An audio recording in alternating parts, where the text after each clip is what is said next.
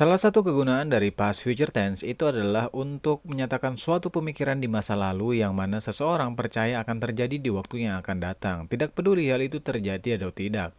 Contoh di sini ada 4 kalimat ya. I knew he would call us. Ya, aku tahu dia akan menelpon kita ataupun aku tahu dia akan menelpon kami mungkin gitu ya. Nah, ini adalah sebuah pemikiran ataupun sebuah idea di masa lalu, makanya menggunakan verb to yaitu knew, bahwa si dia ini akan menelpon mereka gitu ya, bahwa si dia ini akan menelpon kami kalau dari bahasanya si I ini. Oke, dia nggak peduli, dia nggak tahu apakah pada akhirnya si he ini akan menelpon dia atau tidak, tapi dia percaya, ya dia yakin, dia memiliki sebuah idea bahwa si dia ini akan menelpon mereka. Nah, jadi ini adalah sedikit salah satu dari kegunaan past future tense ini. Kemudian untuk kalimat yang kedua, I thought they would win the match ya. Kupikir mereka akan memenangkan pertandingannya. Nah, jadi di masa lampau ya, di masa lalu ada seseorang yang berpikir bahwa mereka ini akan memenangkan pertandingannya. Tidak peduli pada akhirnya itu akan menang ataupun akan kalah, karena ini adalah sebuah pemikiran sebelum hasilnya ditentukan ya. Kemudian contoh yang lain, I was pretty sure that he would be happy. Aku cukup yakin kalau dia itu akan bahagia gitu ya. Jadi ini adalah sebuah prediksi, sebuah kepercayaan, sebuah pemikiran di masa lalu bahwa dia itu akan bahagia. Meskipun pada kenyataannya itu dia pada akhirnya tidak bahagia atau malah kepercayaannya itu benar terjadi ya.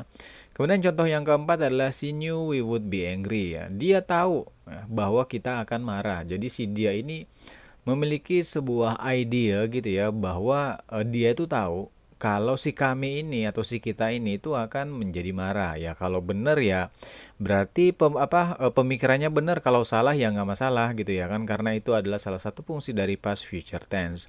Nah, untuk masalah kebahasaan lagi, ciri khasnya itu adalah penggunaan kata would ya. Kata would yang diikuti dengan kata kerja pertama.